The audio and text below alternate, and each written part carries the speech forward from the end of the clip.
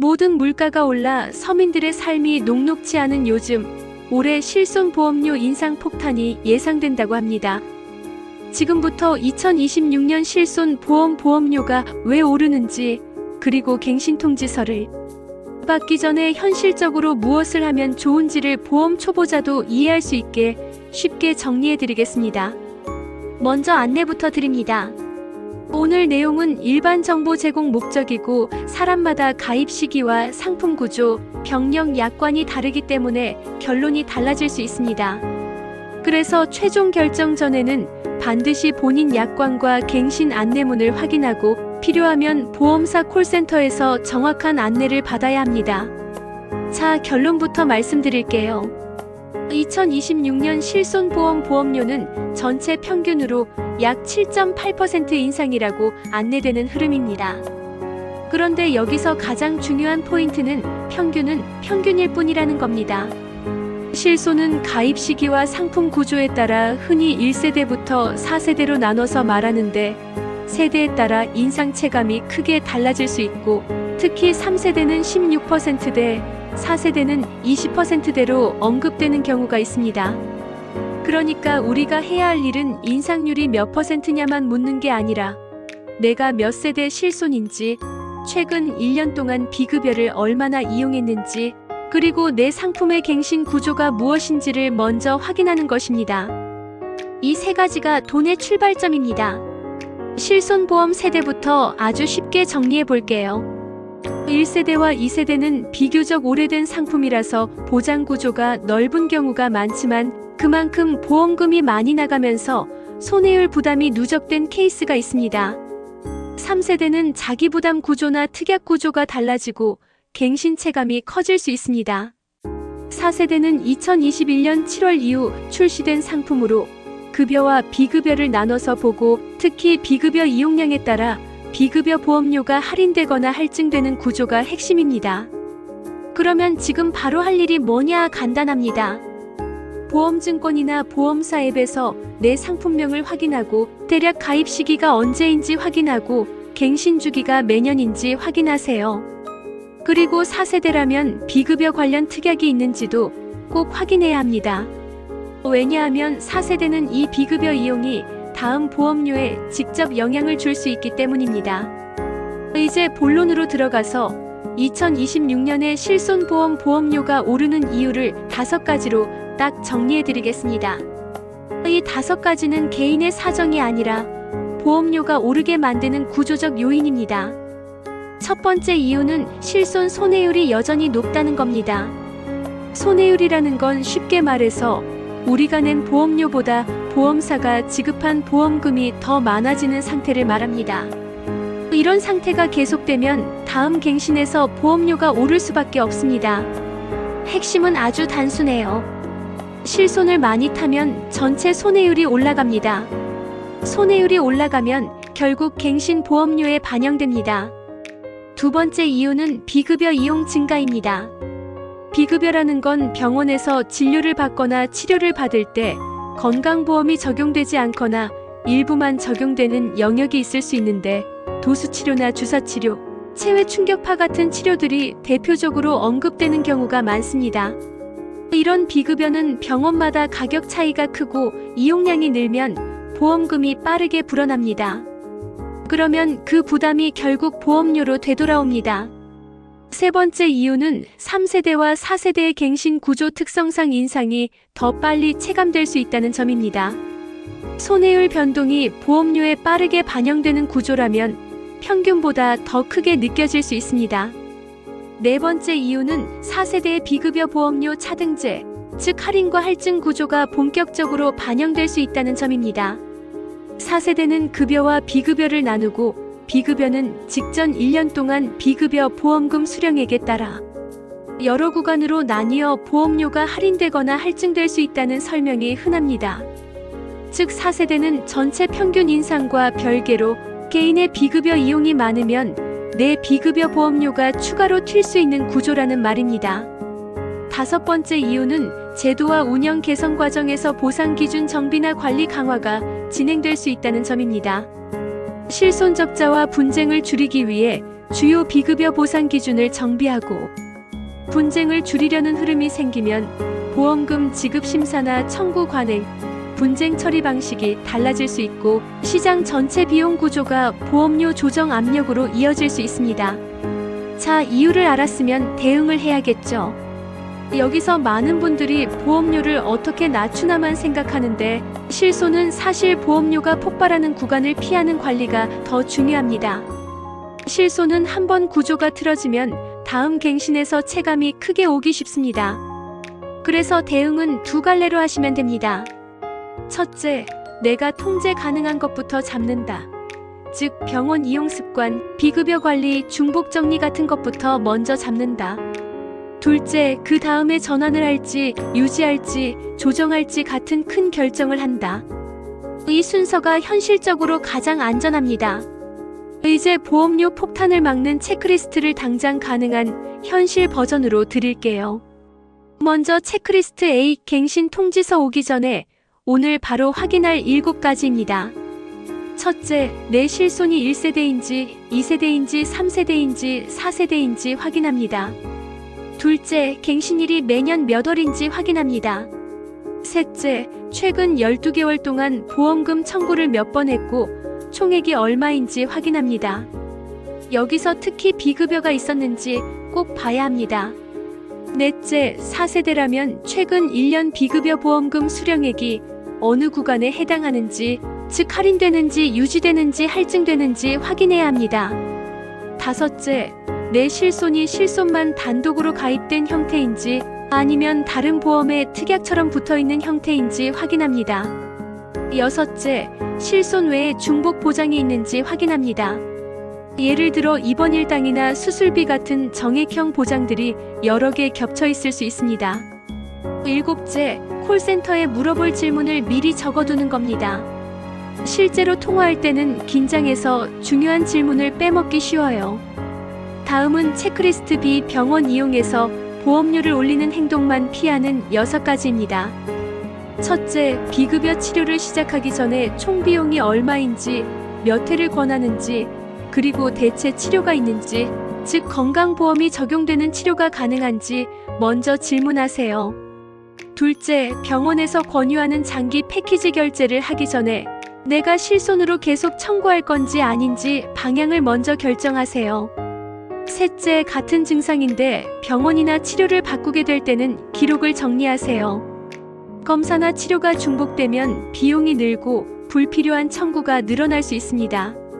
넷째, 도수치료나 주사치료, 체외 충격파처럼 비용이 큰 비급여는 횟수 관리가 핵심입니다. 다섯째, 4세대라면 비급여 청구액이 다음 갱신 보험료에 어떤 영향을 줄 수 있는지 인지하고 불필요한 반복을 줄이는 방식으로 관리해야 합니다. 여섯째, 청구는 정확하게 하세요. 진료비 세부 내역, 영수증, 처방전 등 기본 서류를 정확히 챙기면 불필요한 분쟁을 줄일 수 있습니다. 다음은 체크리스트 C, 보험 다이어트에서 실제 절감으로 직결되는 5가지입니다. 첫째, 실손만 조정하려 하지 말고 전체 보험에서 중복부터 제거하세요. 둘째, 실손을 줄이면 불안한 부분은 정액형 보장, 예를 들어 암이나 뇌혈관, 심장 관련 진단비 같은 보장에서 설계가 더 효율적인 경우가 있습니다. 셋째, 가족 전체 보험을 같이 점검하면 중복 특약이 의외로 많이 나옵니다.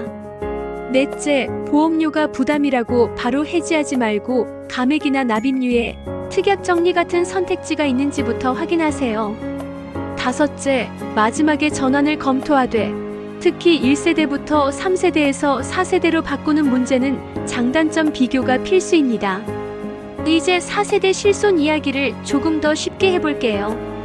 4세대는 비급여 이용량에 따라 비급여 보험료가 할인되거나 할증되는 구조가 적용될 수 있습니다. 여기서 중요한 포인트는 2가지입니다. 첫째, 4세대는 급여와 비급여를 나눠서 본다는 점입니다. 둘째, 비급여는 개인 이용량이 반영되므로 어떤 해는 보험료가 예상보다 크게 뛸 수 있다는 점입니다. 그래서 현실적인 팁은 이겁니다. 4세대 가입자에게 비급여를 아예 0으로 만들어라라고 말하는 건 현실적이지 않습니다.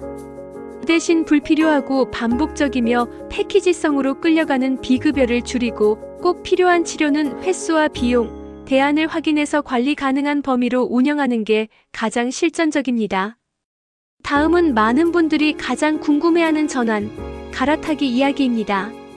1세대부터 3세대 실손 가입자들이 가장 많이 묻는 질문이 4세대로 바꿔야 하냐인데 정답은 한 가지가 아닙니다.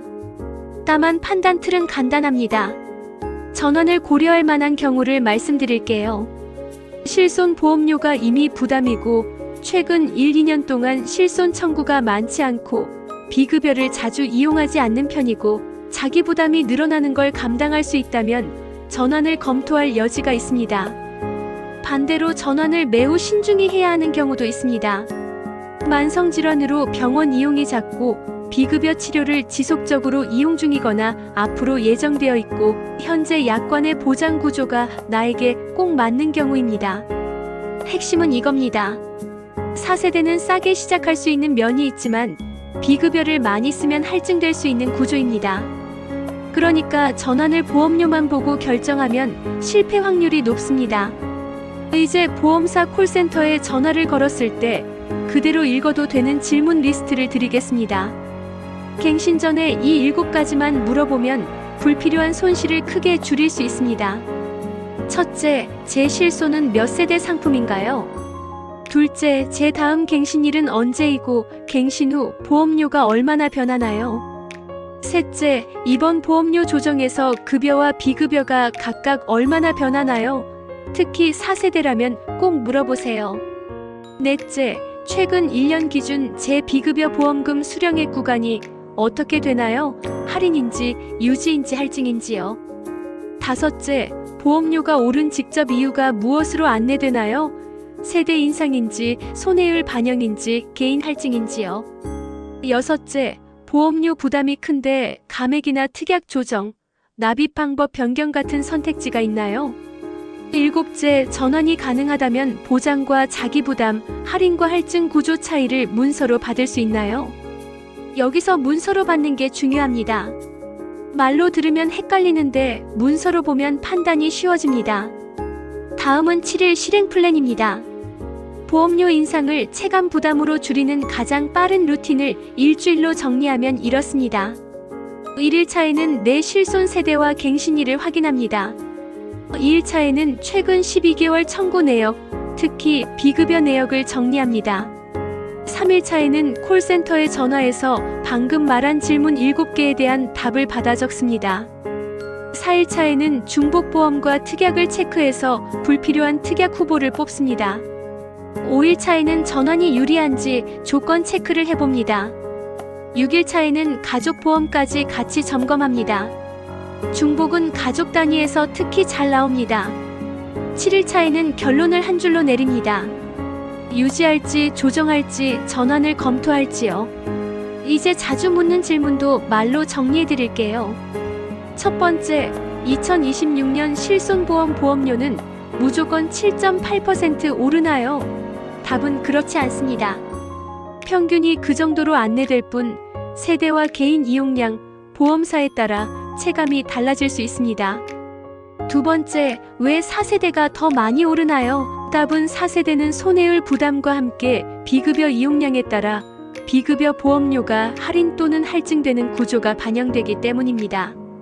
세 번째, 4세대는 비급여를 조금만 타도 할증되나요? 답은 비급여 수령액 구간에 따라 다르게 적용될 수 있고 핵심은 이용량 관리입니다. 네 번째, 실손은 해지하면 안 되나요? 답은 무조건 해지나 무조건 유지는 위험합니다. 먼저 특약 정리나 감액, 납입 부담 완화 같은 선택지를 확인하고 전환 여부를 따져보는 순서가 안전합니다. 다섯 번째, 도수치료나 주사치료를 받으면 보험료가 오르나요?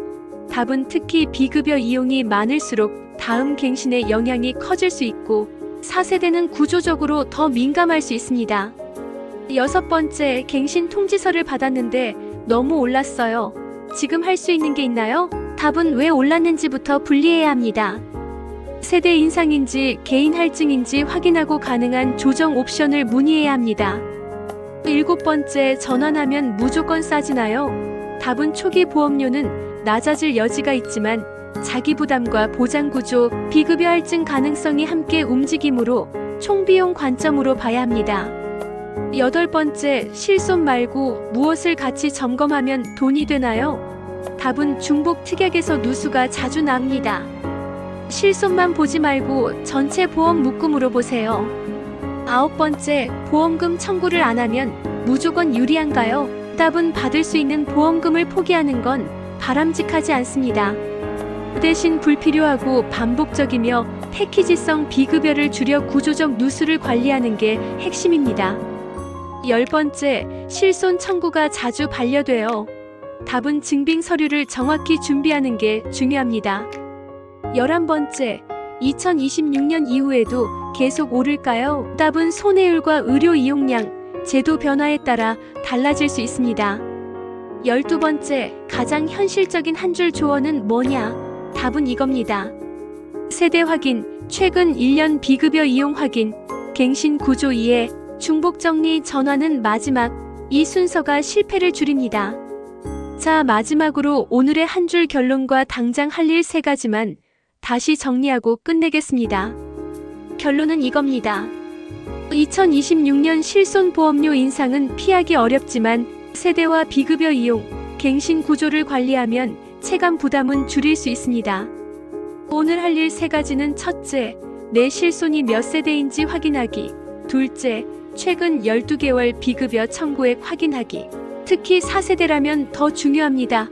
셋째, 콜센터에 질문 7개를 던지고 가능한 조정 옵션을 문서로 받기. 여기까지입니다. 다음 편에서는 4세대 전환이 유리한 사람과 불리한 사람을 실제 생활 유형별로 나눠서 직장인과 자영업자, 50대, 60대 만성질환자, 비급여 이용자 같은 사례 형태로 더 쉽게 풀어드리고 전환 판단표까지 말로 읽기 쉽게 정리해드리겠습니다. 이 내용이 도움이 되셨다면 좋아요와 구독 눌러주세요. 좋아요와 구독은 다음 콘텐츠를 만드는데 많은 도움이 됩니다. 머니픽 코리아 굿뉴스 GNTV였습니다. 감사합니다.